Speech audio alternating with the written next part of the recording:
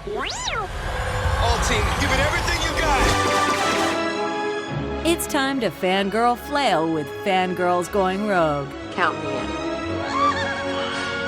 I don't think there's anything more important in the Star Wars universe than the fans.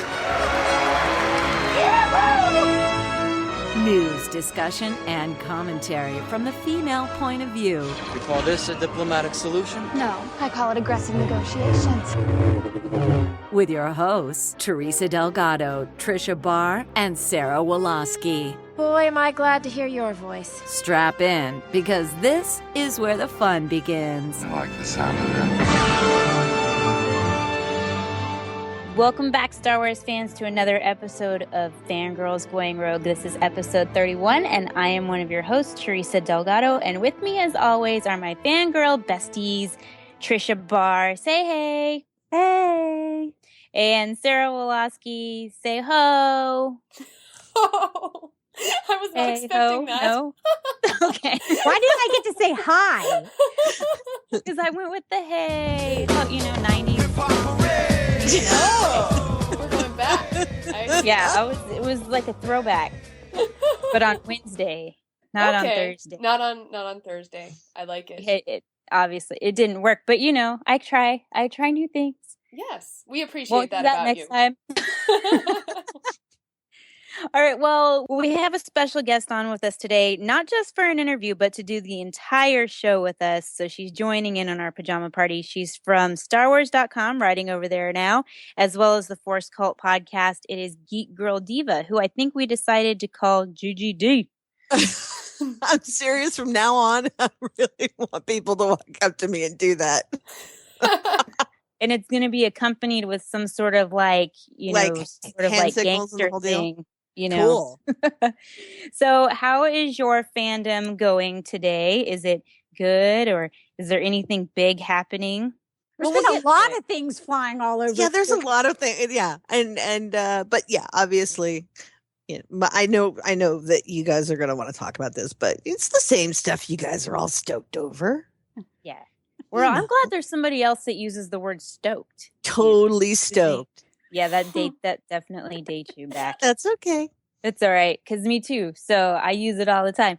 All right. So since we've had you on before, the last time we had you on was like episode 14. Yep. And you guys were my first podcast ever.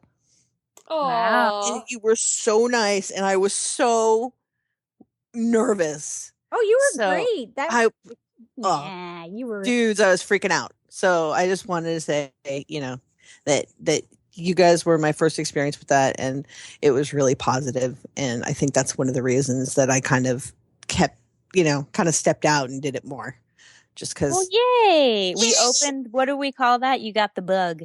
Yes, you got the podcast bug. Yeah, yes, that's what Jimmy Mack said. Did I give you the podcast bug yet? I think he did, Tricia. Yeah, Tricia, you went from I don't want to do podcasts to let's do podcasts. Yeah.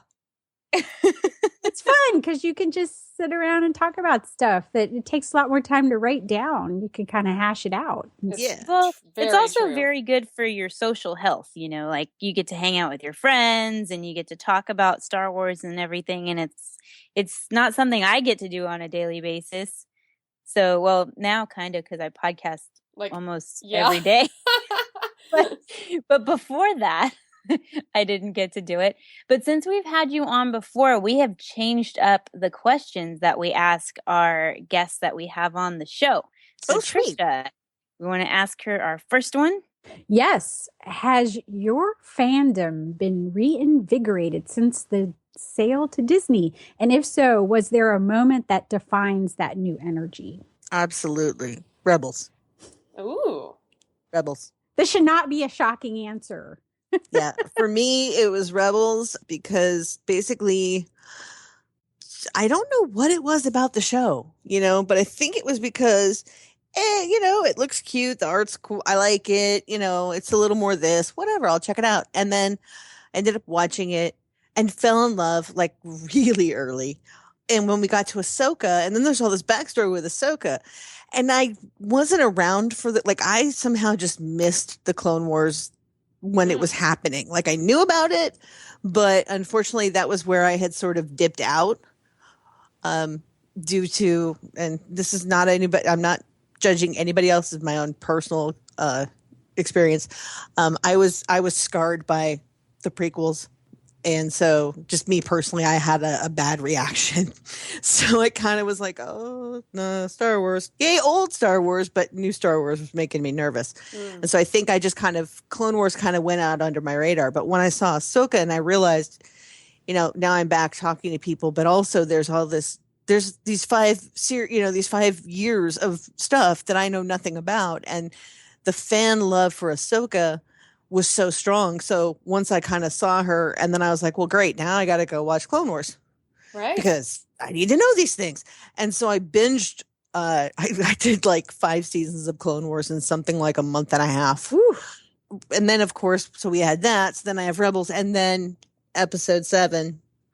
So yeah, it was Rebels, and Rebels kind of gave way to everything else. And now I'm just kind of the happiest little camper in the world with all the cool stuff that's going on. Well, I have to say that you like being hesitant about the Clone Wars. I don't think that's when Ahsoka first was introduced on like Lady Jedi character, and then I was like, oh no, this is something I've been around long enough around Star Wars to be like waving the red flags.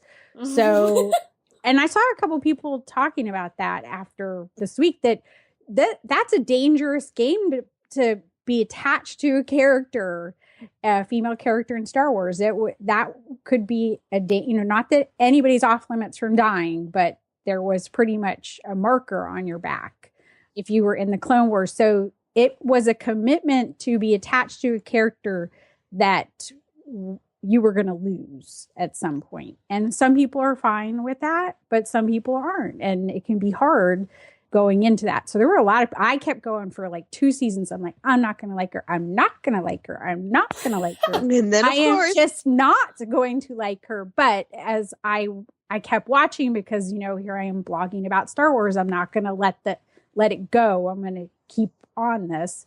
And I'm like, okay, now I am liking her. So there were a lot of people who, especially who had stuck around for Expanded Universe, that were like, no, I'm not watching that just because I'm too afraid to.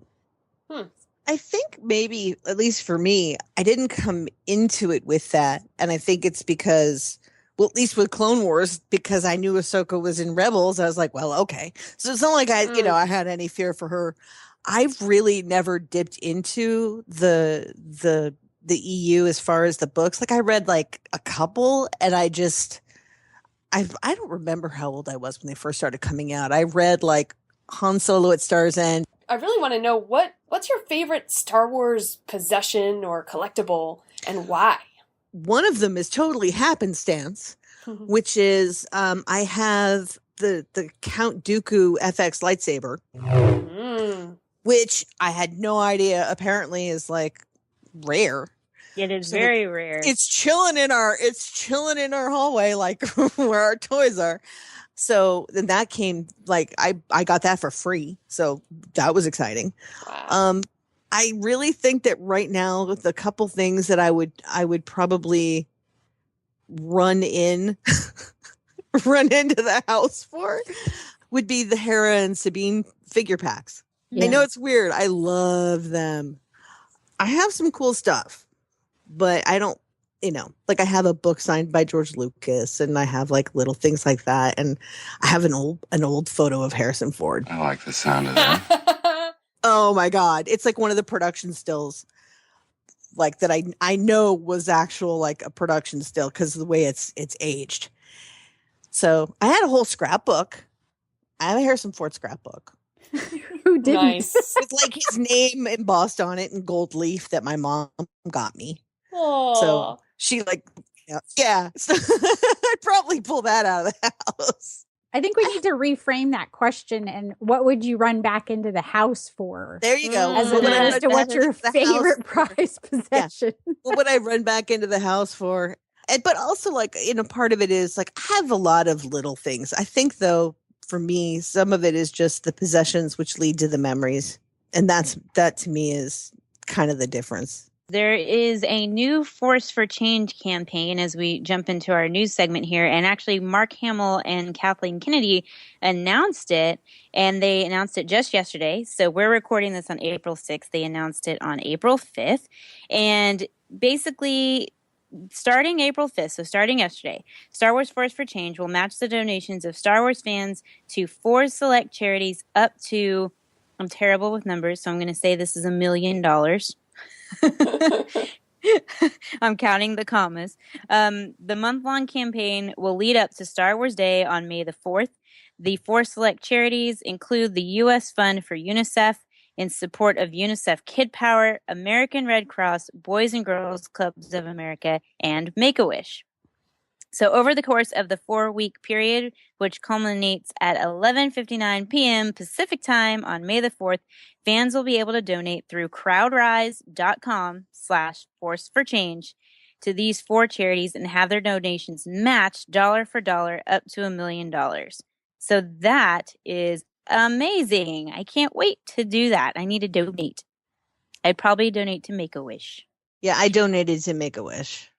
Well, speaking of The Force Awakens, it is now out on Blu-ray. Who does not have theirs? That's what I thought. Can I say I have 2 copies now? I do too. Wow. I think we'll soon have 2. There's some articles like, who will actually go buy it now that it's digital? I'm like, I have 2 copies. Mm-hmm. I did get a copy for review. I posted a review at Fangirl blog. It talks more about the content and everything that, as far as what order I'd recommend that you watch the bonus features in, and the deleted scenes as far as storytelling and stuff like that. Seventh Symphony. Well, I really didn't think that you wouldn't watch that first, but I actually recommend that you watch that first. Not just for sentimental reasons? No, well, it gets you in the mood, don't you think? Absolutely. I was like bawling, man. Well, something I think that's funny, Tricia, is that you get sent a copy for review as if you really need to review the movie because you haven't seen it like 20 times. Well, I'm not making a joke because I think it's funny. That they're like, here for all the Star Wars fans, review this, see if you like it. Well, I mean, I do have critique, not of the movie. I've done my critique of the movie, but I did have critique of the bonus content. Mm-hmm. And, and some people may or may not buy it because of, the big selling point is that hour plus documentary, which I think is, if it misses the mark if you're not an original trilogy fan, because that's who that is set up for. So, and I even saw people after a review who were prequel trilogy fans that were like, well, I don't know if that really did it for me, the hour-long documentary, because it was all hard sell at the end on, Han Solo and Luke. And so it was a little, for some people they could have done better, but the documentary is good, but they could have done better. So that's why we review it.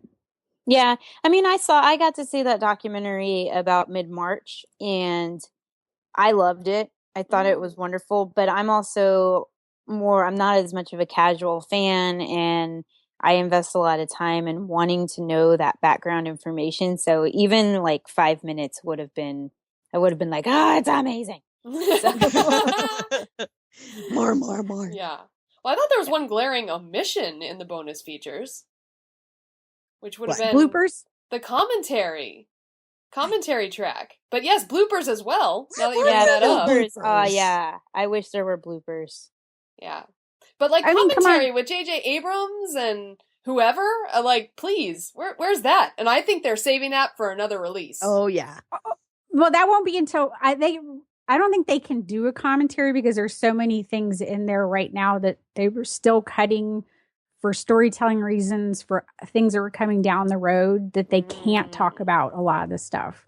So when we're talking about the making of, there's still things we aren't going to know until the sequel trilogy is done, because they were making decisions based on storytelling things that are going to come further down the road. So I think that'll probably come in like the triple pack. Right. Exactly. And Release the bloopers will be trilogy. in there too. Okay. Yeah, you make a good point about that because they can really let loose. Yeah, and I had a friend who commented that she felt that maybe they were just thankful that it all ended up well because the process was chaotic, and so they, the prequel trilogies, the making of, they showed the drama. They showed, George Lucas getting on as people, do this better. I want more, but don't spend any money. I don't know if I can hire Jake Lloyd. I mean, we saw some of his team back talking to him in those, especially about the Phantom Menace. They're like, man, you want everything. They were talking about, we don't know if we could make Jar Jar work. I mean, there was whole long sections about that, and we didn't get anything like that in this. So I felt like they were kind of like treading very carefully on what they talked about. It's like, oh, it was great and it was fun. And I'm sure it's going to be fun in hindsight, but I think when they were making it, they all seemed scared to death. You see that Kathleen Kennedy where she goes, I don't know how people are going to react to Han Solo. I mean, she says that she looks nervous. Like that's the only time we ever saw anybody look kind of really what I think they were all feeling the whole time. Well, the table read too, I would say. The table read a little bit of that from Daisy Ridley and John Boyega especially. Yeah, that was cool that we got that, you know. I mean, all of that's neat. I think y'all are right, though. I think there's certain things they're going to save for the triple pack, but not just the triple pack. It's going to be the extended edition, director's cut, in a big steel box with holograms and lithographs. That one. Exactly. I'll buy that. That will come out now. That will come out a year after the original Blu-ray release. So then we'll also have five copies of The Force Awakens. I'm gonna be freaking 80 by the time this is all done. Well, as far as like my favorite part of the bonus content, I'll admit it, it's the Target content, and it's purely because I knew I wanted it, and I knew that I knew the deleted scenes were going to be good, but the Target content, I was like, it's got to be awesome if it's only on a special one, and it was. It was special and amazing. For people who didn't get the Target one, it's some of the interview is woven into the other bonus content as far as John and Daisy talking about things, but it's a full extended, essentially them having a conversation. It's not really an interview. It's them having a conversation about the filming process and making friends. And they did, how it seems to me like she didn't even know until right when she went in, like that she was going to be making this movie that is essentially her journey is the same as Rey's. It's like, okay, we're going to drop you in this mess and go for it.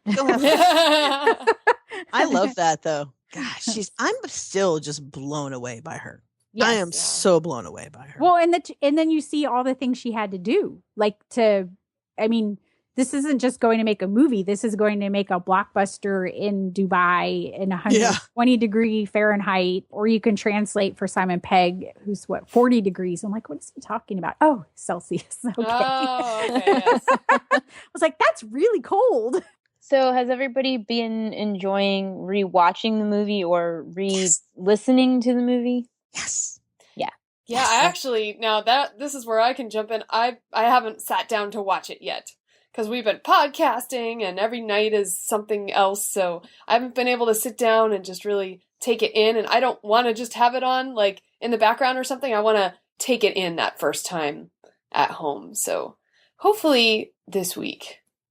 Well, I did that last night, only my rewatch consisted of me watching it with my little BB-8 friend. Right? Yes. So it was awesome because I was pretty much watching him the whole time and not the movie.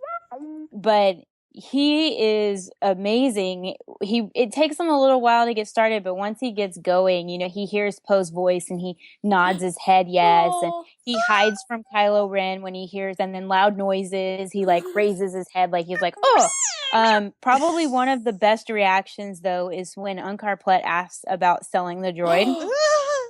He shakes his head and he goes, no, and shakes his head back and forth. But obviously he's saying no and BB-8 beeps. But you could totally understand that the words he was saying was no, Like, no, don't do it.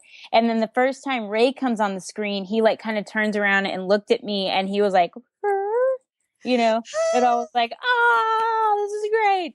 And I kept pointing to my husband and being like, look. He's like, I'm looking. I'm right here. I'm looking. And then he actually was really tired. He fell asleep. And I was like about to, hit him on the leg and be like, look at BB-8. And I was like, oh, no, don't.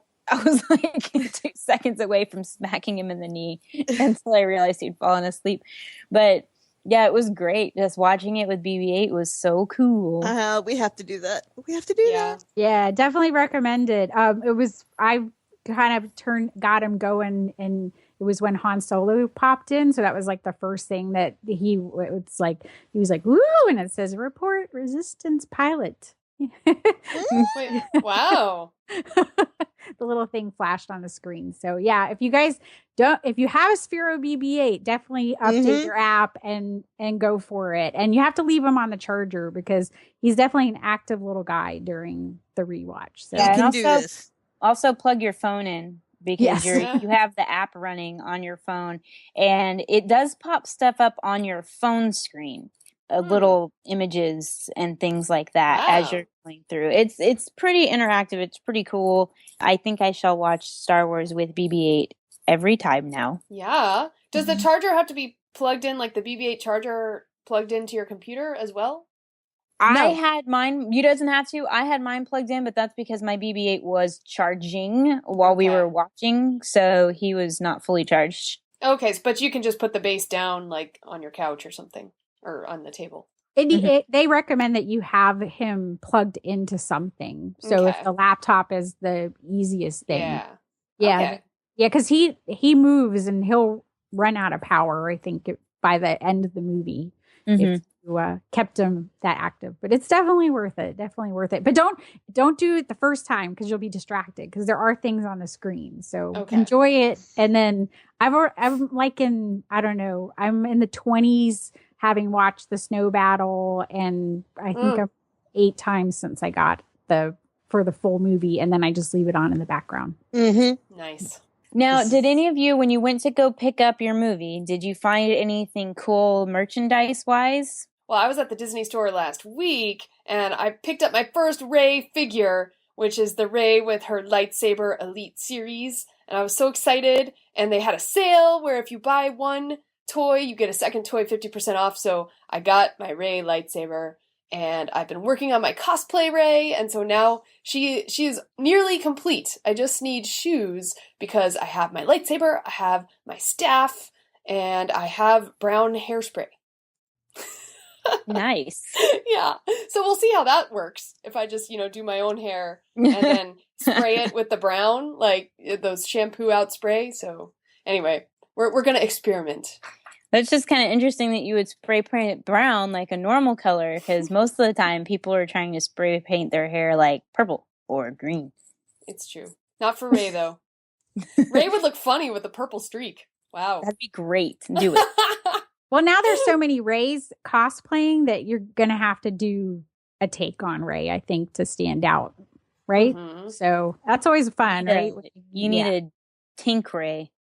I know. I have thought about it. That'd be cute. I've thought about. I could just modify my Jedi Tink and do different wraps. Buy a greenish fabric that wraps like Rey's wraps, and you pretty much have it. I already have the belt and everything. There you go. I like it. Now, when I was at Target getting my Blu-ray, there were Star Wars Tsum Tsums at Target, which this is like breaking epic showing up in big box stores timeline, because the Star Wars Tsum Tsums just came out, and it usually takes them 3 to 4 months before you see it in Target or JCPenney or wherever. And so when I saw the display, I was like, what is happening? Tricia, did you find anything cool?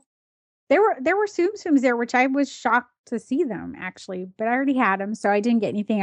I was after work and I'm running, and I had my BB-8 purse, and it was the funniest thing because I'm running through with just the Blu-ray, and this little girl is in her mom's arms, and she's going, BB, BB, BB, and then she goes, oh yes, BB-8, wait. And she's pointing at my purse. So this little teeny girl, she could barely talk. And she saw that purse and made the connection. So, and I'm going on, since I bought that purse, I have not stopped using it until the day that somebody doesn't tell me that I have a cute purse. So it's been before the movie and I still am carrying that purse. So every day.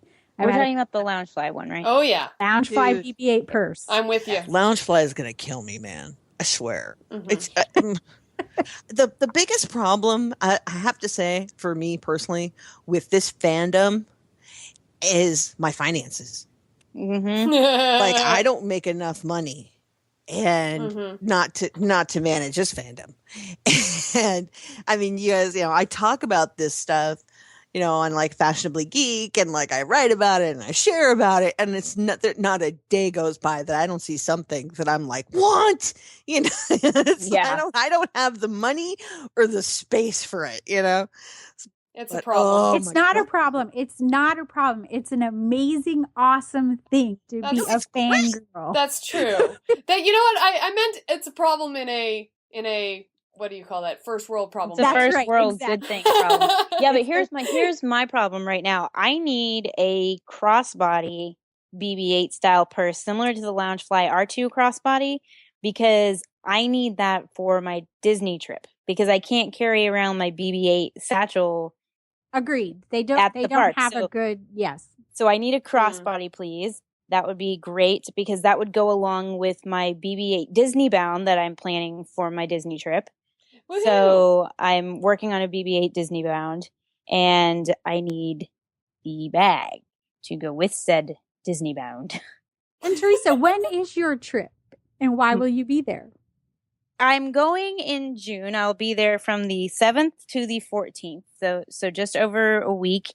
I was planning on going with my family anyway, but I had made plans to go down during possible Star Wars weekend, which thus did not happen.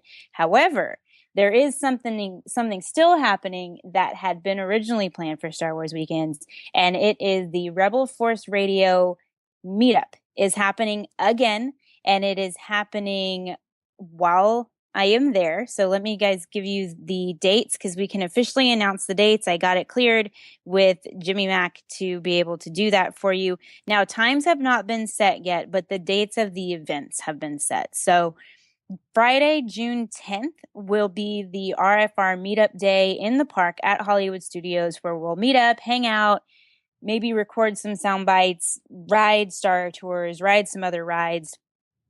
I'm determined to get Jimmy, Jason, David Collins, Steve Glosson, all of them over on Tower of Terror, because they almost never make it over to that side of the park. But this year they will. It is my mission. And then on Saturday, June 11th, will be a live broadcast of the podcast for Rebel Force Radio. Times have not been set, neither has the location for that, but you can expect it to be somewhere in the Disney vicinity, most likely. So it should be easy to get to for anybody that's going to Disney for that. So 2 days worth of stuff. The meetup in the parks of Hollywood Studios on June 10th, and then the podcast on the 11th. And I will be at the podcasting with Jason and Jimmy for the Saturday, June 11th live podcast. Woohoo! Fangirls Going Rogue represent. Yep. Very excited. Awesome. Now you guys have something coming up too. Like much sooner than me. Yes, we do. In fact, the week this podcast goes out, Tricia and I will be heading to Walt Disney World for the runDisney Star Wars Dark Side half marathon weekend. And we are excited because also Richard, my husband, is coming. So Skywalking Through Neverland, we're going to be there representing all three races. And we, along with Fangirls Going Rogue, are having a meetup on Sunday, April 17th from 2 to 3 p.m. at Jock Lindsay's Hangar Bar, the back patio area, because Tricia, you were able to do some scouting for us. Yes. I think that's the best place to do it. It's not too busy in there, but there's a nice big back seating area in there. Get some snacks, have a drink if you want, and everybody say hi. Yeah, it's going to be awesome, and we will also have our podcasting equipment, and we'll also have some swag that we've been picking up from various events here in LA. So we have a lot of giveaway items, and we'll see a lot of Skywalkers there, and Fangirls Going Rogue listeners as well. And we will have buttons, because the buttons shipped. Yay! Tricia, yay! Yay! The buttons shipped, so they are on their way. And so we'll have Skywalking BB-8 buttons, we'll have Fangirls Going Rogue buttons. It's going to be awesome. I'm so excited. Yeah, and while you're there, and y'all are doing all of that, Steve Glosson from Disney Vault Talk and Geek Out Loud will be there as well. He's going to be in the area. I don't think he's going to y'all's meetup, but for those of you that are listening, if you want to find Steve, then he is doing the 5K. We joke that he'll probably be in the back. And I'm trying to convince him to wear a Death Star shirt as his cosplay. Nice. And that way he can blow up the balloon ladies if they get anywhere near him. Yeah, exactly. It's a skip K for me. So Yes. yes, I'm skipping the whole thing. So I've been. And you have what color tutu? I have a pink and purple tutu. So if you don't know what colors we like from our logo yet, I essentially am those colors. Nice. You should wear the Fangirls Going Rogue shirt. Well, You I could have be the Ray. Fangirls Going Rogue logo. Oh, you have Ray. That's This okay. is what I was That's okay. saying. You got to do Ray, but you got to do her different. So I got Ray, got the Ray buns going.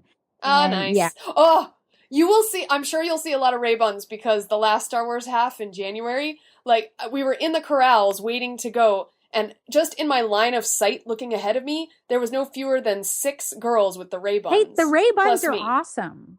Yeah, they are. They're perfect for a run. Yep, they are. They keep it off the back of your neck and off your, the bangs don't fall down. The Ray buns are awesome. It takes a couple of times to get it right, Yes. but you practice if you're going to do the Ray buns before you go out in public, and then go for it. Ray buns are awesome.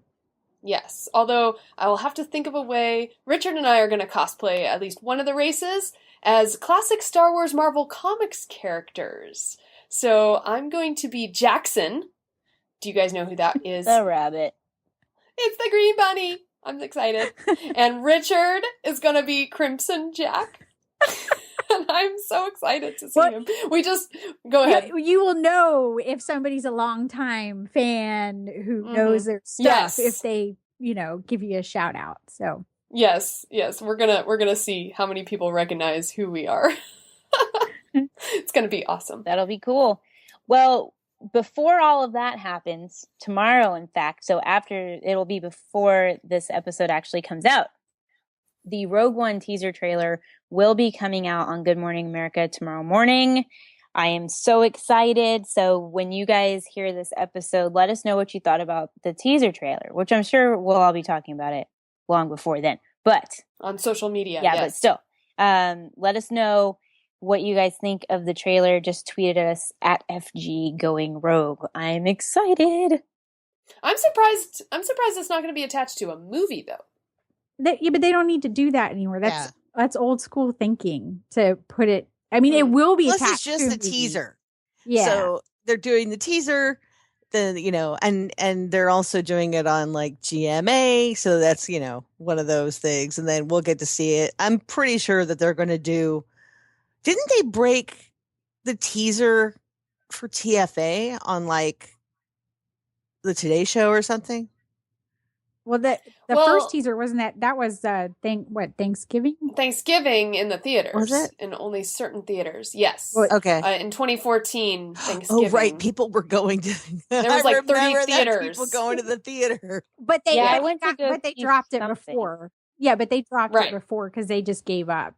Yeah, that's true. Yeah, they gave up on that mindset. And I think Bob Iger ended up very proud of his numbers. He liked to talk about the number of hits that got. Yeah. So we'll probably see stuff like that. I think, Teresa, weren't you like texting me? We have to get online. We have to talk about this when the first one happened. So Dude, I don't remember. This has been such a whirlwind. And, my husband made a good comment the other day. He was like, well, now you have to wait for the next one. And what's interesting is that it's not going to be the same lead up that it was to The Force Awakens, where we had like 3 years of like, oh my goodness. And it was just so hyped up because we're about to have Rogue One, and then we'll have Episode 8. So it's like we're constantly getting fed now. Like, and Rebels season 3. right. So we're constantly being fed Star Wars stuff right now, whereas before we were like, in a dry spell of nothingness. We were like Finn when he sees that water. We would take anything. Hapabor water. Yum, yum. So let's get to the reason why we really didn't even worry too much about talking about Rogue One yet, because we have to talk about Star Wars Rebels season 2 ending.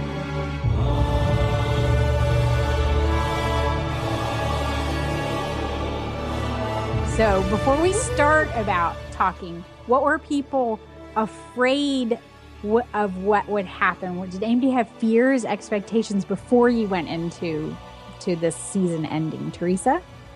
So I had a theory of what would happen. I don't know if it was really fears. I mean, I did say that if Ahsoka died, I was quitting Star Wars. I said that on the air, on Rebel Yell. So I'm convinced she's not dead, because clearly I have not quit Star Wars. So in my opinion, she's not dead.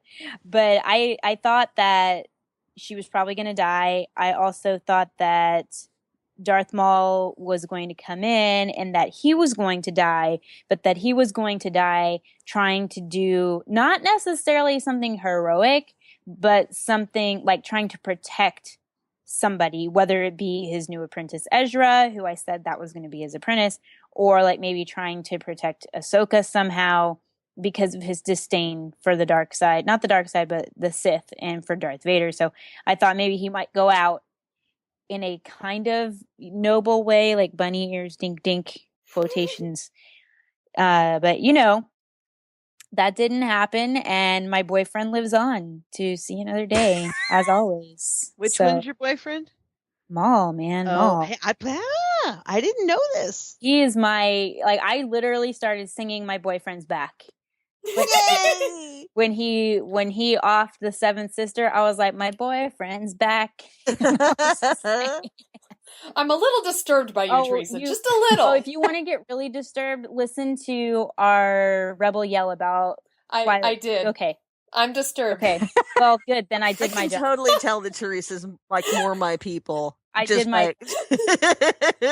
So, Sarah, what about you? What were you afraid was going to happen? Or think was going to happen?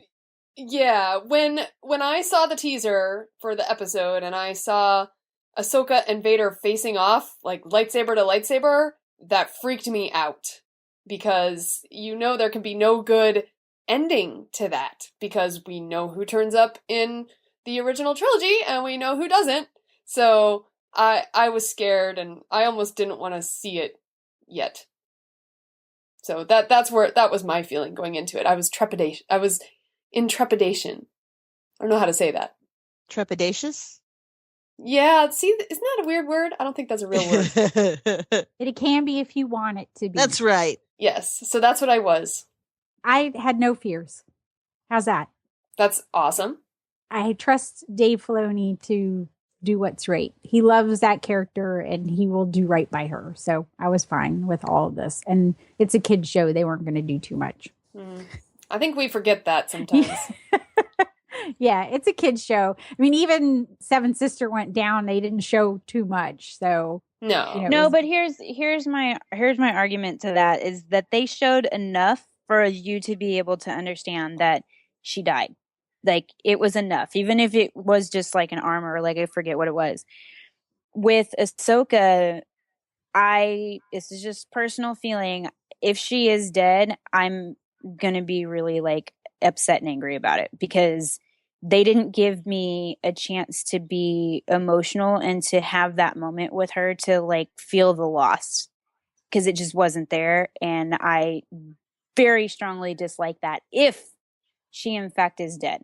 If she's not dead, then it was fine. But if it's the other way around, like I'm going to feel very slighted as a fan. I'll just say that. I've said it on other shows as well. So there it is. Geek Girl Diva. I wasn't worried. But again, I'm a terrible fan in this regard because I kind of trust my storytellers in the sense that whatever it is they're going to choose to do is going to further the story. And so not knowing, like when Dave said at the Q&A, like that Ahsoka's kind of fate is sort of left up to interpretation right now. And I was like, okay, like I'm totally okay with that. And I was a little worried. I was like, well, but I'm also kind of really kind of pragmatic about certain things. I was like, well, what if they kill Kanan? Well, they're not going to kill Kanan or Ezra. I mean, they're series regulars. They don't really do that. So are they going to kill Ahsoka? Well, they might kill Ahsoka. Then I was like, wait, the fans are going to freak out. Oh, wow, that'd be kind of trippy. You know, so like I was one of those where I'm like, I wasn't worried. I was more just really curious as to how they were going to work it out. And I thought that the way they worked it out with Maul being in there and then that outcome with Ahsoka, I thought it was really interesting because it resolved it in a way that I didn't figure on, if that makes sense. Like, I kept thinking there was going to be a final something, and the way it was done leaves it left it in a way that I wasn't planning on, but was really satisfying. Well, this was touted as the Empire Strikes Back. So in that way, the ending is very much Empire Strikes Back as far as the season as a whole was kind of blocked that way. Yeah. So, you had that same feeling with Han. You didn't know if he was, not everybody remembers that feeling, but some of us remember that feeling. What do you mean? He's in the carbonite. Is he alive? Is he dead? Oh my God. Exactly. And then there's no internet. There's nobody to talk to. We're all over here in our own private pain. We're just going, ah! So yeah, you don't even get to have somebody go, no, you don't even get a Q&A with Dave Filoni saying, it can be what you wanted. I'm going to see if you're a positive person or a negative person. So I also appreciate how hard Ashley Eckstein and Amy Ratcliffe, who did a great job of moderating it, tried to press him on it, and he still would not. He was not giving anything up on his answers. So he's very good at that evil talk, showrunner talk, as I call, or just sort of, he dances. I don't know, maybe like if he does dress rehearsals, and I think he just likes messing with people. I called him evil on Twitter. And he faved it. I'm like, yep. I know. Wow. Like I think that in a way, it's like you can press him all you want. For him, the way the story is unfolding, he doesn't want to say. So he won't. You know what I mean? And then when people continue to ask him, he'll just find more new, interesting ways to not answer the question. I thought in the Q&A, by the way, I thought his answer about Thrawn was just hilarious. Well, I find it interesting. Yeah, GGD, you and I were there at the event at Walt Disney Studios, and you were sitting two people down from me. Yes, I was. In the front row. No. Thank you very much. I know, because we're dorks. That's true. We got there super early, and we're like, okay. So, did you enjoy the event? Did you get a chance to go on the red carpet at all? I didn't, but I'm still growing into this whole being a president thing, Yeah, I didn't get a chance to go to the red carpet either, but like I've learned from these events, you take your recorder with you and you get what you can get. Yeah. And I love the fact that the red carpet was so small, and because it was on the private studios, you had a very small red carpet and no security, really. So all the voice actors were kind of standing on the side waiting for their press people to bring them up to whoever was going to interview them. Well, I just walked up to Taylor Gray and said hi. Mm-hmm. Vanessa Marshall, gave her a hug. So it was really neat to be able to do that. What was your experience like? The best part for me had to be when we got there and my husband and I are walking onto the lot and I hear Vanessa call my name and she's like, oh my God, I knew you. And she runs up to me and she says, I got you something specifically for the screening. Oh. And it was, you're missing the best part here. It was a pack of tissues and a big jar of Nutella. Nice. I'm like, you know me so well. So that was great. Just walking in with little care package of Nutella. So I'm like, yeah, she already knows I'm going to be like that. So, I think what was great was actually just getting to be there for the Q&A and seeing it on a big screen. Wow. Yeah. Wow. I'm spoiled now. Like I want to watch every episode on a big screen now because there are so many cinematic elements that you miss on a small screen that when you see it on a big screen and you get to see some of the texture and the little things that are in there. And I was like, wow. I seriously think it's one of the best episodes of television, like, ever. Oh, yeah. And there was plenty of tweets about that. What I found interesting about seeing it on a big screen was the fact that we could see Ahsoka walking away from us. Yes. But a lot of people who watched it on Wednesday night were like, wait, what was that white thing? Like, they couldn't tell that was Ahsoka, and they weren't as reassured as we were that we saw her. I didn't think about that. Because, it was like when people are like, what happened to Ahsoka? I'm like, you saw her walking into the... Wait. Well, some people thought they saw her walking, but then like falling down, not like walking downstairs, which when I look at it, I see her walking. She was walking downstairs. But a lot of people thought that she like fell. And then some people thought that the white that they saw, like just very briefly, was her lightsabers.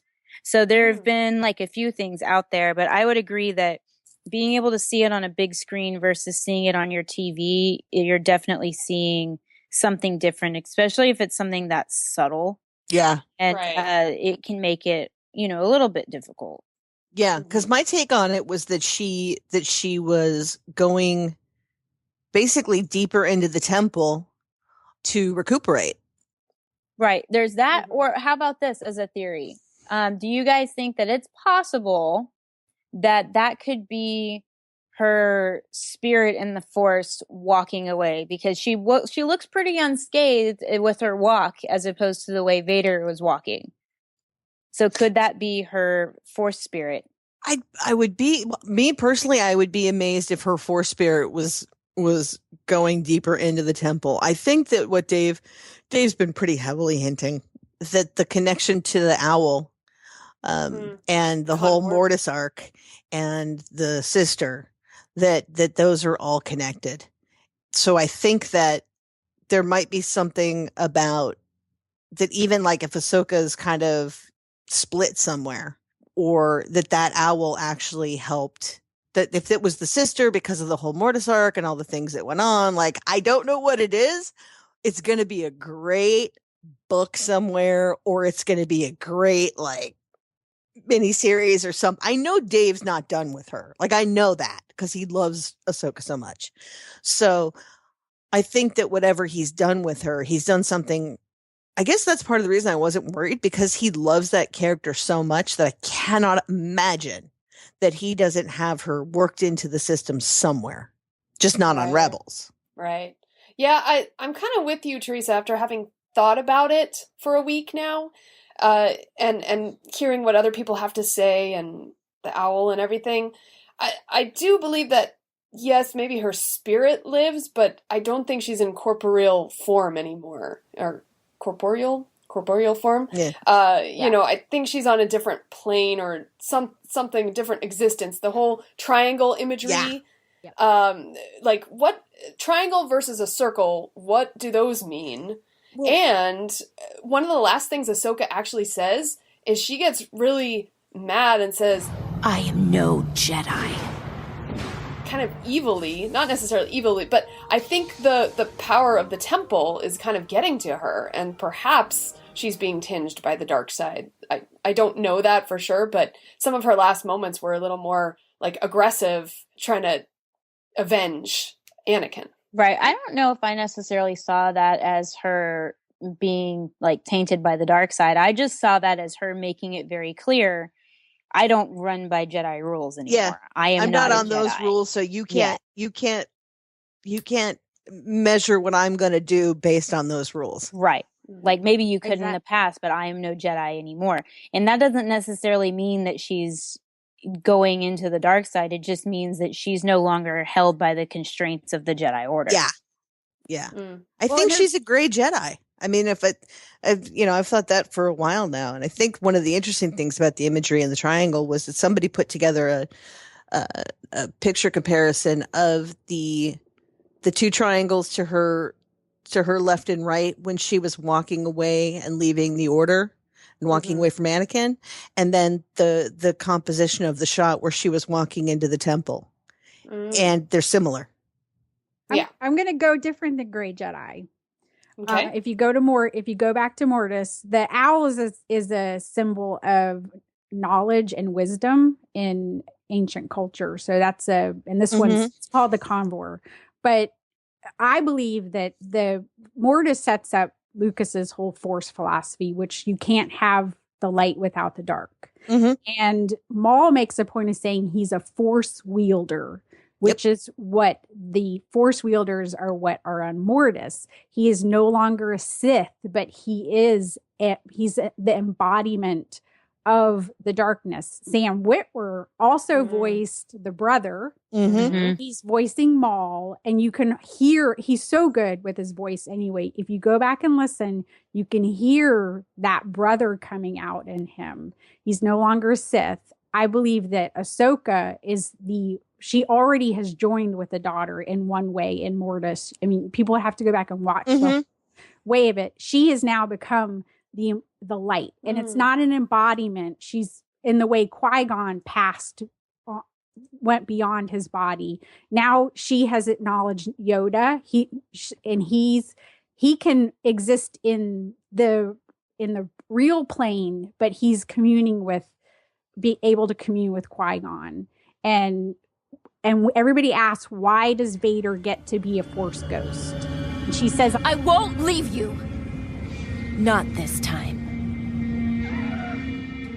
She is going to stay. Who teaches Darth Vader to become a Force ghost? She says, I'm not going to leave you. That's her.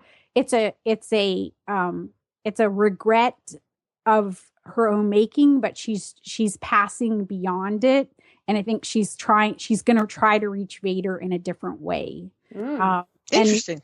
So I think she's not a Jedi. I believe she's a Force wielder in the same way that Maul believes he's a Force wielder. And this is very yin and yang. And the whole time in Mortis, you couldn't exist without both sides of the Force. So the Grey Jedi just kind of operate in, she's essentially there's the creation of the daughter and there's the destruction of the son, but they can't exist without each other. So it's this is all very Eastern philosophy. And I think we're coming back to that, but so did she die? Maybe in the sense that we won't see her ever as you wouldn't be something that you could touch her. There isn't a body, but I almost think that Mortis kind of set up that was going to happen. So I'm glad they kind of tied back into that. So wow, there's my feeling on it. No, you tied all of our thoughts together. I love it.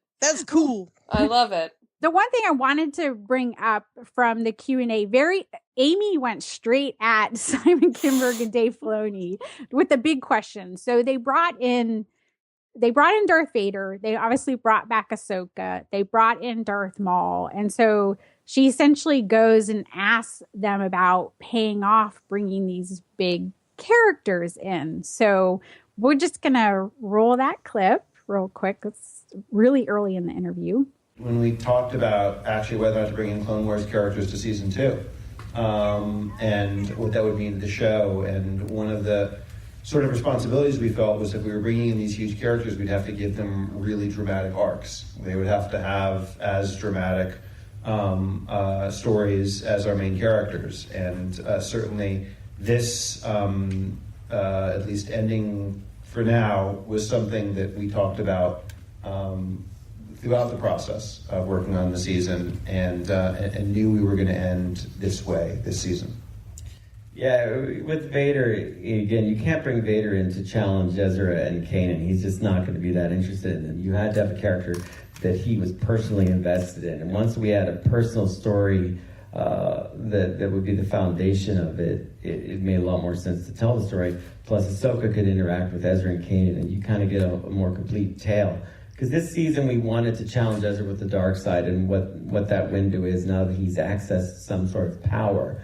Danger comes with that. He has to be responsible with that power. Will you use it for yourself or will you use it selflessly? That's always the big question. So along the way, we get to kind of deal with some old characters and see how they are dealing with these same issues. And then back in the Star Wars Rebels Season 2 press conference at Celebration, I had the last question for Fangirls Going Rogue. And I asked them about being able to pay off and use characters this big in a television show. And they answered that question. I just want to remind people, and we'll play that again so they can hear their answer after the fact. So you guys, we have time for one last question right there. Hi, Tricia Barr from Fangirl Blog, Star Wars Insider, and Fangirls Going Rogue. And you're working, obviously, with these important characters like Vader and the Emperor we heard in Season 2. What do you do, what's your process to safeguard their legacies as you tell more stories about them, running up to who they are in the original trilogy? That's a great question. With Vader in particular, I think it's a big challenge. Because you can't undermine his power. I think already in the trailer you see that we really haven't done that. There would have been probably one of the interesting things about Vader, there have been a lot of instinct in animation to, now that we're not encumbered by what the suit limitations were as far as his fighting are. So he could be faster, he could be quicker if we wanted him to be. But we absolutely did not go that way. And if you watch the trailer, you can see that Keith Kellogg and the animation team did a meticulous job at studying his fighting style. So that's very true to the stature and the power that Vader has. He was never acrobatic in particular. He was never that fast. He's just a mountain of fear and hate and power. And that's what we tried to throw at Kanan and Ezra when they do have that encounter with him. So, but again, that's why the group dynamic in story is so important, because it will go through a filter of people, everybody reading this script, and together we make sure that we're not going too far with things, that we're not undermining things that are happening maybe other places that we don't know. We were very careful not to have the Emperor in Season 1. There would be no reason why he would be involved with our rebels. So again, the group process is so important to keeping the integrity that you're talking about. Yeah, I think we all see ourselves as custodians of the same flame. And whenever it starts to flicker out a little bit, there are a lot of, like you say, safeguards. There's a lot of safeguards along the way that step in and protect it. So it's a team of people that love the same thing, like you do. Yay. Sweet. So, but anyway, the cool thing is that they talked about back then, they knew that you can't bring these characters in and not pay off that Darth Vader, and you're using these amazingly powerful characters there's always a cost. And there was a point in time when there was Star Wars storytelling where people didn't appreciate the cost of bringing in, like Darth Vader. When you bring him in, he's a 50 power level and everybody else is down. Mm-hmm. So I think Ahsoka was ascending. She's coming up to Anakin's level in a way in this episode. I don't think Vader survives it, but Ahsoka survives it too. So in a way, right. That's that walking away. But anyway, I appreciate very much that we're seeing them take care of the characters that they introduce into this fandom, and appreciate the costs and the tolls of us caring about them, so that happens. Mm-hmm. Well, us fangirls are pretty good at getting the last question in. Yes, we are. Yeah, because at this Q&A for Star Wars Rebels, I was able to get the last question, and I had a music question. So let's roll that, and note the fun fangirl flail after I said I was from Fangirls Going Rogue. We don't want them to miss the question that we're not going to answer. I don't know. I think you might answer this one. Sarah from Skywalking Through Neverland and Fangirls Going Rogue. Yay! And I just wanted to ask you, Dave Filoni, you had mentioned that Kevin Kiner, you had some classical piece of music in mind for this episode, the end of the episode, and I wanted to know what that was, and I just love hearing about the music. I don't know, Kevin. I don't think we should reveal our sources. I do remember, of course. I'm looking at Kevin, and Kevin's like, You know, we do temp a lot of the episodes, you know, and sometimes we get close to that, and sometimes we don't. Usually, you know, I always tell the episode characters, don't fall in love with the temp. The temp music is just to give you a feeling or an idea.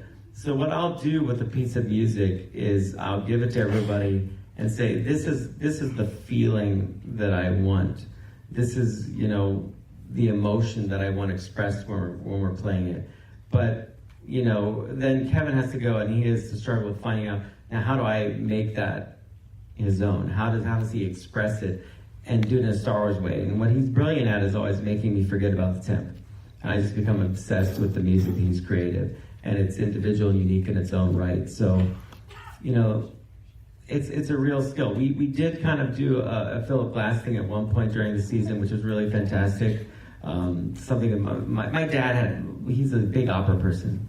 And so growing up in my house, he had these huge speakers, would listen to opera all the time. And you know, so what's important if you're working with composers, you need to have kind of a little index of music that you've listened to. You have to be able to talk their language.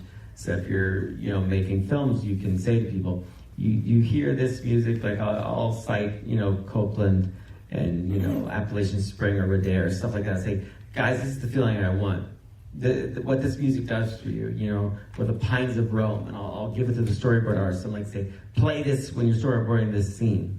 Because I'm just a big believer that when you're kind of influenced by something like that as an artist, when it touches you, that it kind of like flows through you onto the page and then onto the screen, and it's just kind of a little bit of abstraction. It's in the DNA of your own creation, and that way this other artist is kind of compelling you, which is a kind of nice thing. But I am excited because I just found out Kevin's going to get to release his 2 seasons finally of music for Star Wars Celebration. So I was so glad, even though Dave Filoni didn't answer my question, he actually went on to describe how he uses music in the whole creation of the show. Like, that to me was even more exciting to hear. And funnily enough, as you could hear Dave Filoni saying, Kevin Kiner was in the audience. And so when he was talking to Kevin, as he was answering my question, I'm like, oh my gosh, I was like freaking out, because to me, Kevin Kiner's one step away from John Williams, and it's like, oh my gosh. So later on, as all of us were milling about, talking with fans and getting some clips, I ran into Kevin Kiner. And he said, you know, oh, are you the one who asked the music question? And I'm like, yes. And so we talked a little bit. We got a little interview with him, which you can actually hear on Skywalking Through Neverland episode 115, which is our Star Wars finale press coverage special, the Star Wars Rebels press coverage special. So head on over to listen to that, where you can hear even more of the Q&A as well, and our thoughts. I love, because I was listening to the answer to your question, and I'm like, he still hasn't answered her question. He still hasn't answered her question. I'm like, I got to the end, and I'm like, he still hasn't answered her question. He's so good at that. But he gave a different answer that was, I think, an even better answer. So it worked out. He's the master of deflection. Yes.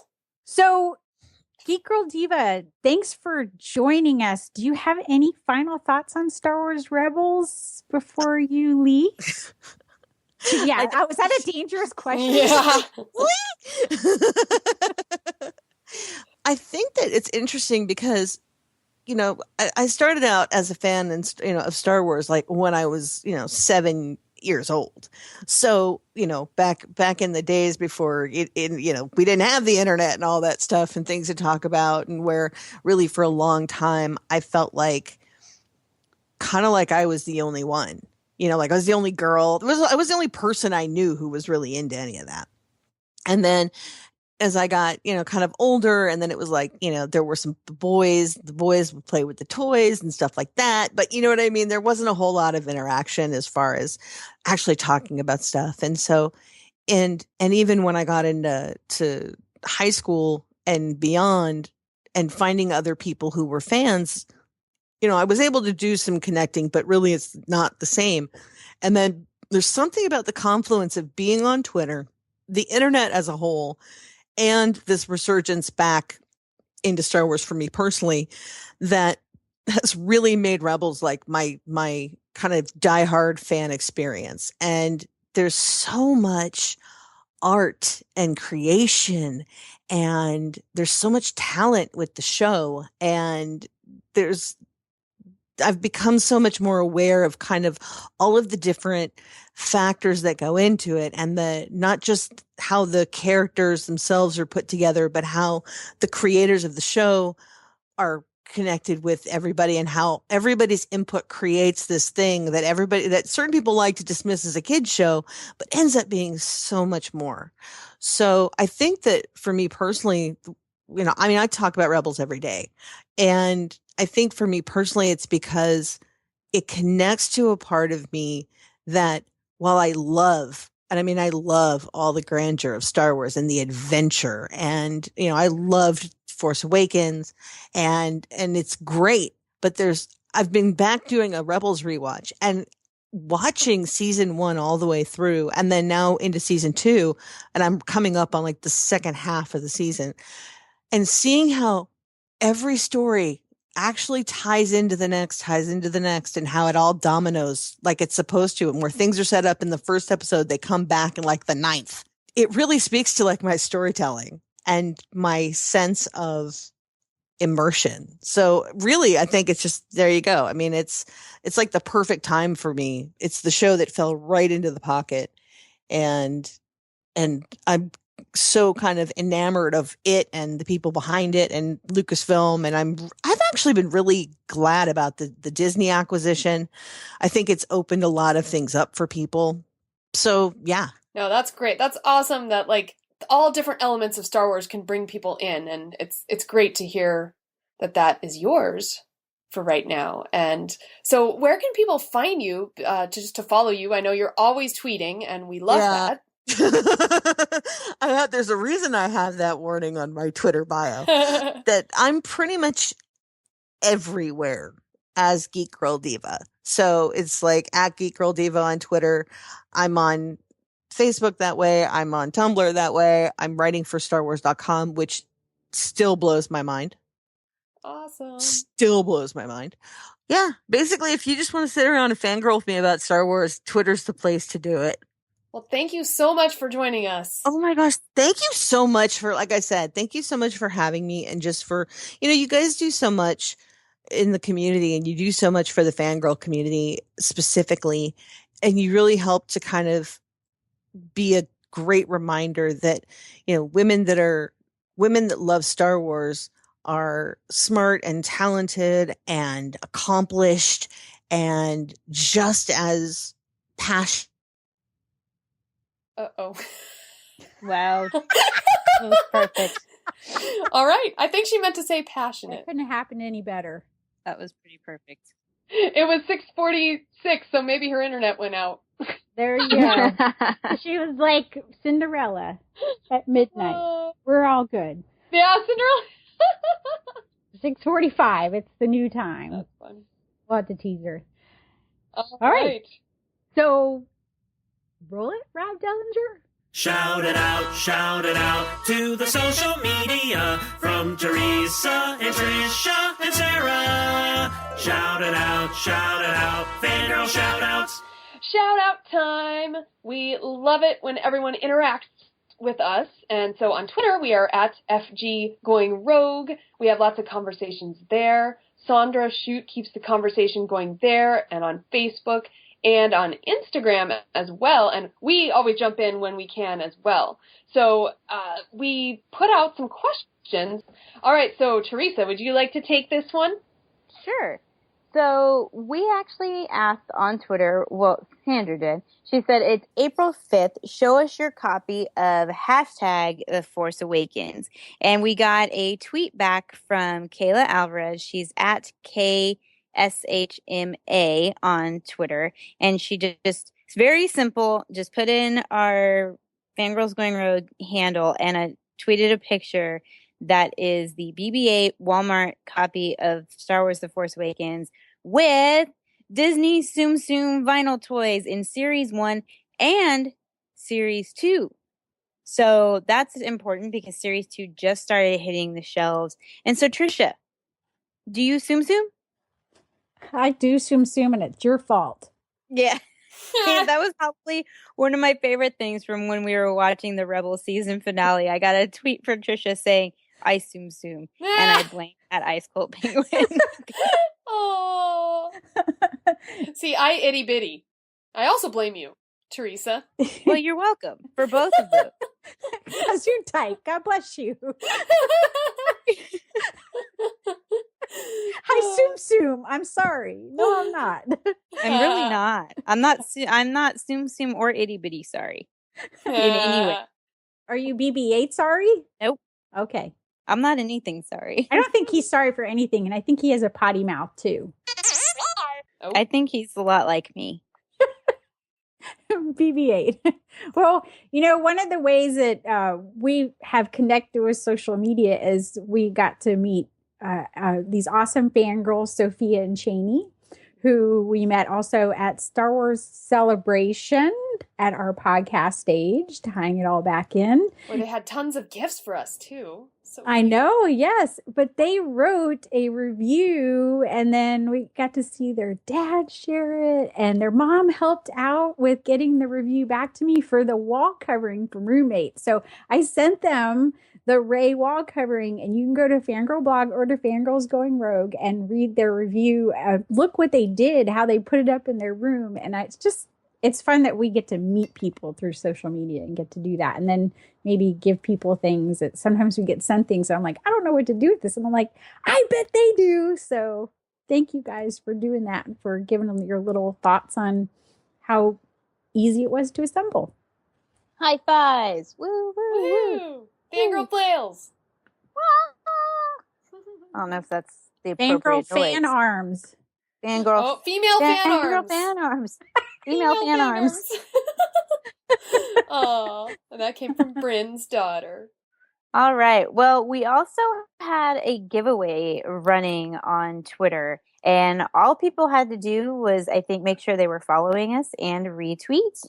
So it was really cool. And the winner of the Captain Phasma puzzle goes to, drumroll,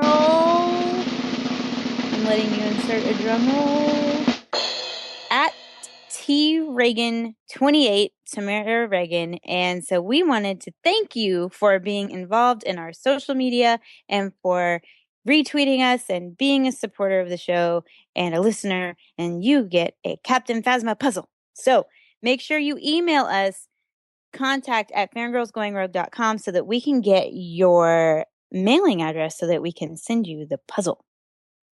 Excellent. Yay, another fangirl flail. Female fan arms. I love it. Aw.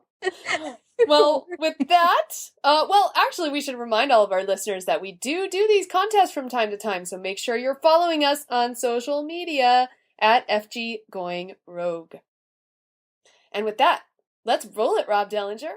Sidious, Anakin, Luke and Leia, Qui-Gon Jinn, C.O. Bibble, Kylo Ren, Salacious Crumb, Bib Fortuna, Boba Fett, Amidala, Wicket, R2-D2, BB-8, I can barely keep it straight. It's a character discussion. It's the Fangirls on character. It's a character discussion. So for this particular character discussion, we felt it was time to give some much-deserved recognition to Maz Kanata, played by Lupita Nyong'o, and I'm excited to talk about her because she's a very interesting, old, perplexing character who says very cryptic things and does very cryptic things. Han Solo! But has really cool glasses. Hey, Maz. Is she... we know she's over 1,000 years old. At least. She could be way, I think she's older because she's held that castle for 1,000 years. Right. So, how old did she have to be before she got her own castle? Mm-hmm. But, sometimes Disney princesses get their castles right away. Mm. So we don't know. But it had to be like 16. So maybe she's 1,016. One of the things we got to learn was the character was inspired by J.J. Abrams' English high school teacher, Rose Gilbert. So high school teachers like Teresa might remember that they will inspire somebody to make a movie character that I think is really awesome. So for me, that means it's going to be a motion capture short person that has no makeup on and looks like they just rolled out of bed every morning. Awesome. Great. With a Star Wars shirt on. Clerks 7. Well, you guys do know that that was always, they were talking about that. Well, maybe you don't, because during the speculation time, there was the character Rose that everybody knew that Lupita was, people that were speculating, that were following spoilers, knew that there was a character called Rose. So now we know the connection of why that character's code name was Rose. So she really was inspired by a real Rose. And I think that's really cool. The teachers would inspire. And she's seemingly all-knowing and wise. And much like me. Yes. Continue. One of the things that I wondered was if she had this place where it had it was a place where people could go, a watering hole that had been around for 1,000 years. How did she get by being a Force sensitive and Palpatine didn't go after her? Because he either made them into Inquisitors or he killed them or did other things with them. Maybe I think she purposely kind of hid her Force sensitivity. And because she knows that she has it, but she really doesn't openly acknowledge it in the film. She doesn't openly acknowledge it in the film, like, really at all. It comes from the visual dictionary, where we find out that she really truly is a Force sensitive. Right, and that was definitely a question. Apparently, she didn't even really acknowledge it, according to the visual dictionary, until after Palpatine was dead. Mm-hmm, so that's right. Yeah, so it's one of those things. That was one of the. It's nice to have a visual dictionary because it shows that they thought through that, because it is a question that comes up when you're, watching. You're like, okay, how did she get by with this place? What I felt like, because how would she say those beasts when they're coming? I felt like her castle and Han Solo, and we know that there was a Resistance spy, and we know that there was a First Order spy there in the castle. But a lot of times there are these locations in storytelling where everybody can go and sort of mingle, but in that place, it's maybe a safe place where the good and the bad could intermix. So we see like Anakin and Obi-Wan go into the bar looking for the shapeshifter in Attack of the Clones. So, this was a place where the First Order couldn't mess with people, and the Resistance wouldn't necessarily, but they might feel comfortable putting people in that location. And Han Solo felt like he could go there, but that the First Order is breaking some unspoken rule that you have these places. They need to exist for your organizations to exist, because you need the transfer of information. So they sort of let them happen and be there. But then they broke the rules and they came and destroyed that castle. So that sort of says something about the First Order, that they were willing to go into one of these kind of safe havens and take what they wanted. There's even unspoken rules between the good and the bad, and they broke those rules too. So it's all out of balance now. Yeah. Everything's out of balance. It's all kerfuffled. That's interesting. I want to go back to when you mentioned that Maz Kanata is Force sensitive, and I think what we're seeing now, back in the original trilogy days, everything was like black and white. Either you used the Force or you didn't. And either you were a Jedi or you weren't, kind of a thing. But now what we're learning from Rebels and from even Maz Kanata, we're finding different ways of using the Force. So maybe she's not, obviously not a Jedi, but maybe she uses the Force in a different way than you would expect. Kind of like the episode Legends of Lasat, where they use the Force differently. Right, and I think they kind of mentioned she sort of used the Force as to kind of help her with her pirating, if you will. But I mean, we have characters that have been Force sensitive, Force users, even in the original trilogy with the Ewoks, because it's true. What? It is true. What Ewoks are Force sensitive? Logray. The little short people are always Force sensitive. Star Wars. We have to be. We don't want people to step on us. Yeah, it's kind of that thing, like, it's what we have. We may not have strength, but we have forceness. We're all short here, aren't we? It's true. Yeah. We need to put ourselves in height order. I'm 5'2"-ish. I think you and I are just about the same. I think you're taller than me a little bit. Who, me? I think you're a little... Yeah. Okay. I think What about Sarah, you, you're a little Tricia? taller than me, and then I think Trisha's taller than both of us. Well, do I get to count how tall I was when I was 19 or how tall I am now? How tall you are it's now? changed. Well, you shrink over time. Oh. But How much have you shrunk? I don't know. I stopped measuring. Well, how tall are you now? Yeah. I know this from dance team because we had to line up in height order, so we did have to get our height. I was 5'2" and 3/4, and I was very proud of that 3/4. So. Yeah. No, I'm But like, we're all very close.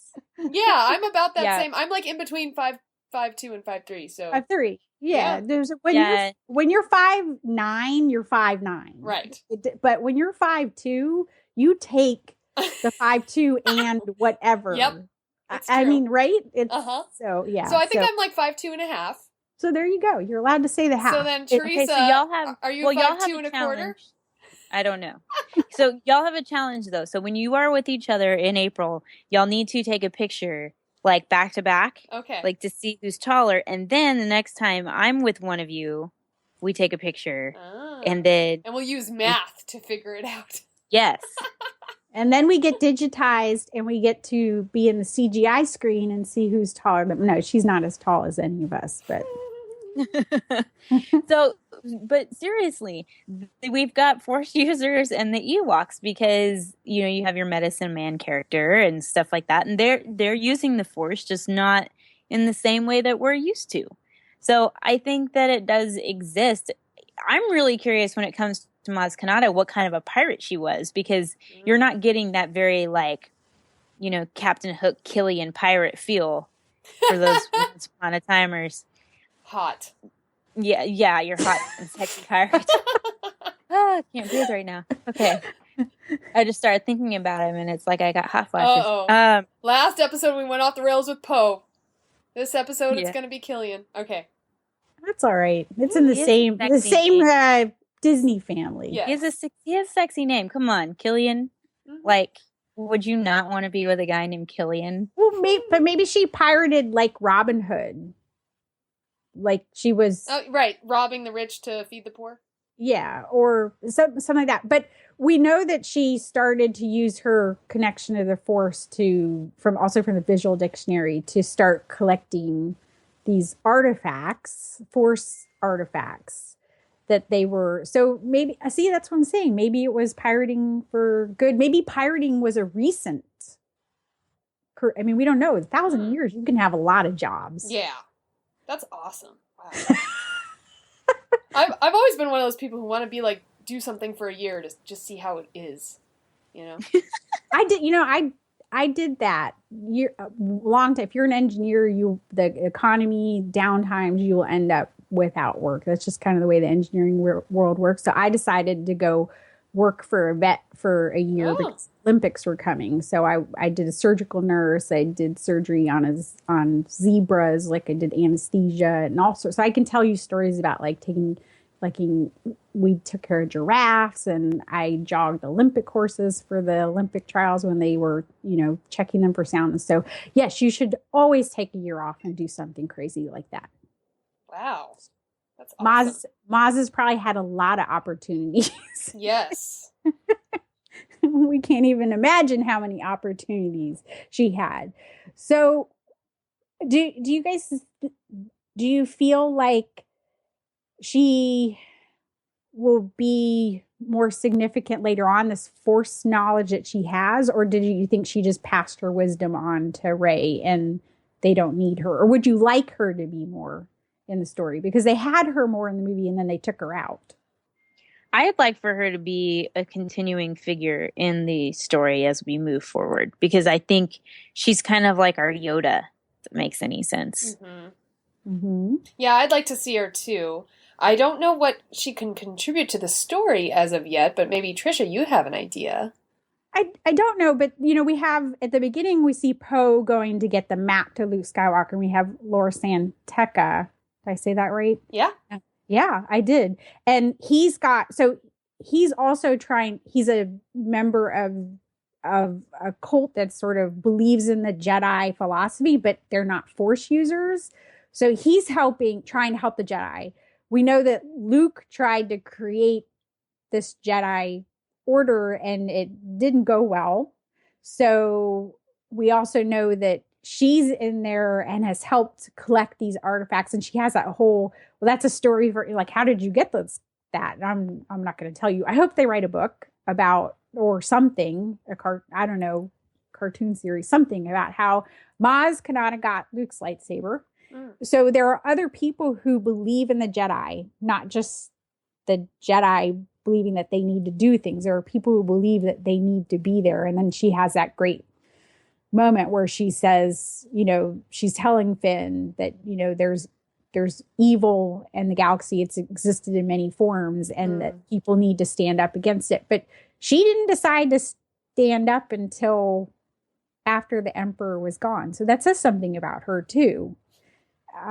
We just don't know what, but it's her piratiness. She's pragmatic.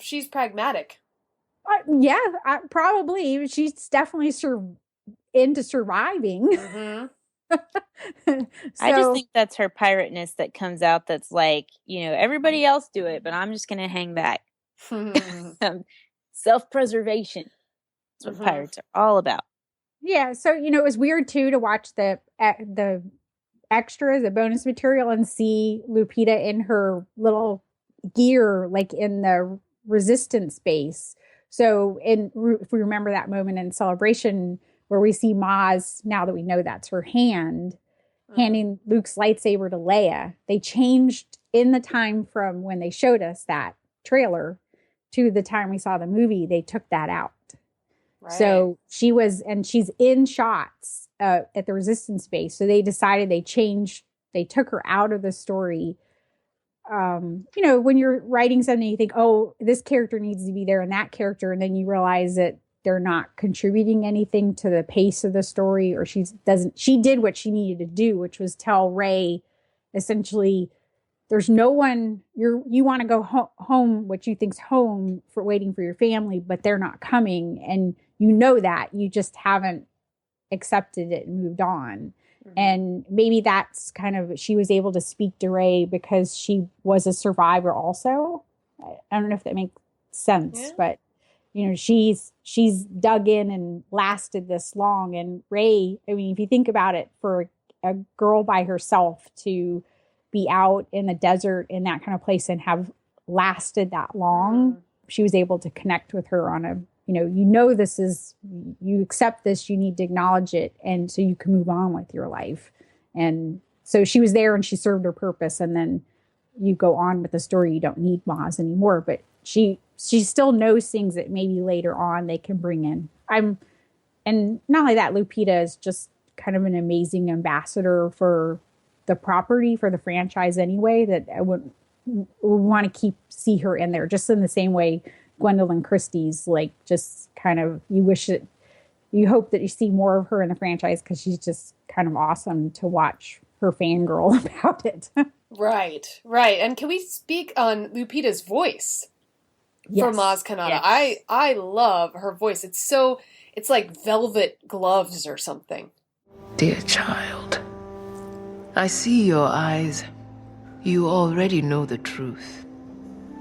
Whomever you're waiting for on Jakku, they're never coming back.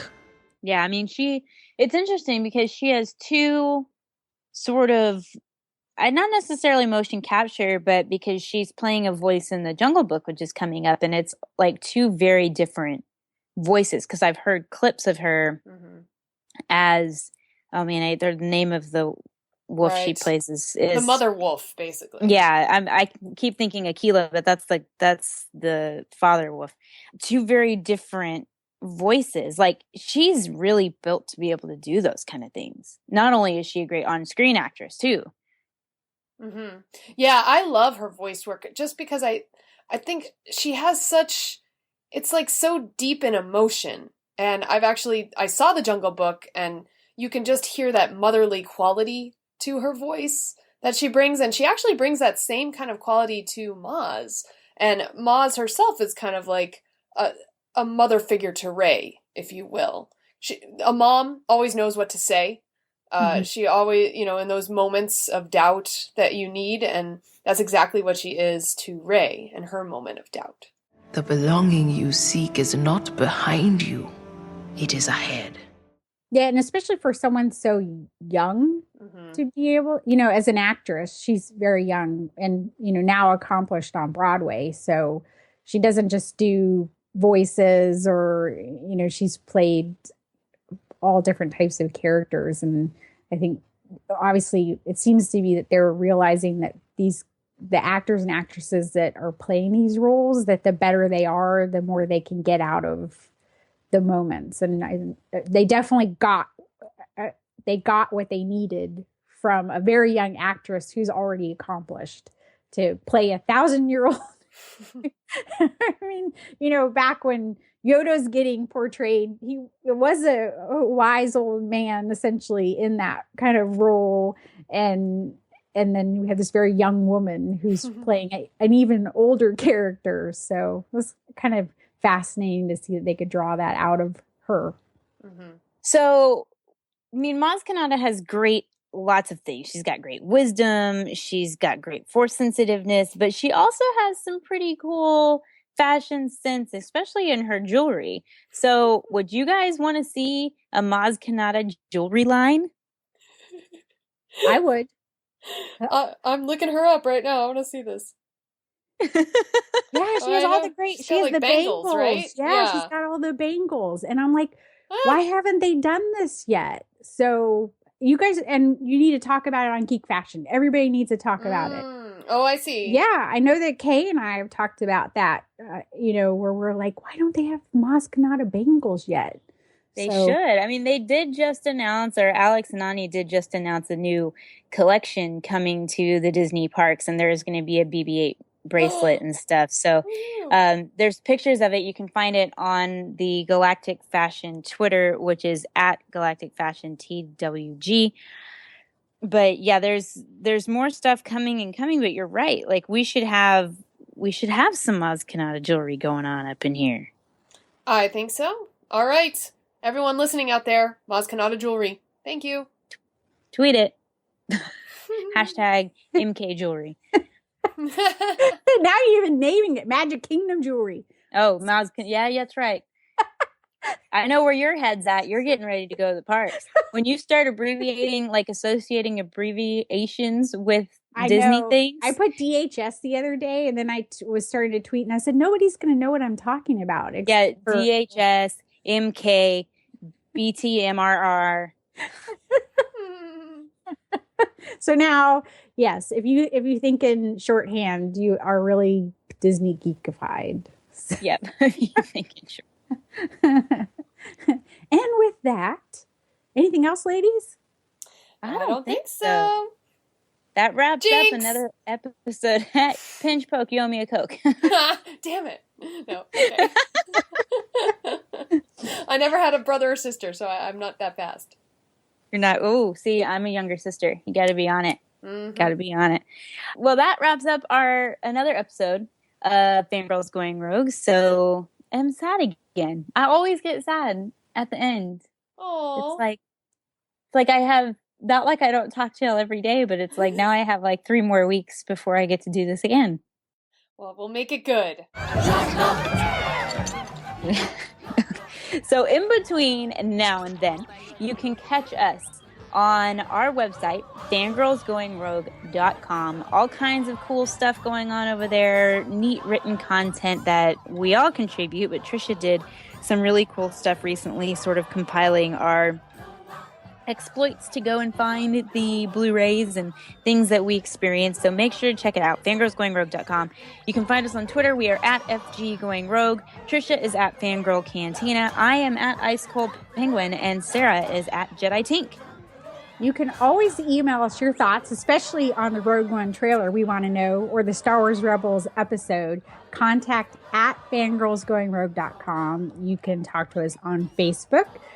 Just go Fangirls Going Rogue, you'll find us. And Tumblr, there are Rey pictures, Poe pictures, and a lot of Kylo pictures loaded, locked and loaded and ready to go. Millicent,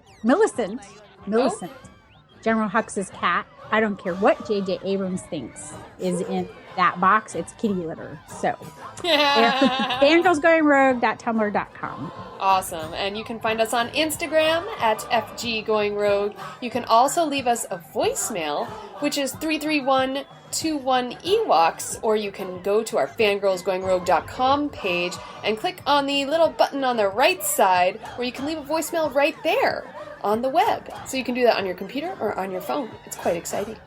And please go to iTunes and leave us a positive, awesome review and tell us how much you love it. Reviews are our lifeblood on those type of iTunes, Stitcher, all those places. That's how people know to go to our show. So do that. We love you when you do it. Absolutely. So everyone, until next time. Da da da da da. Yup. Yup. Yup.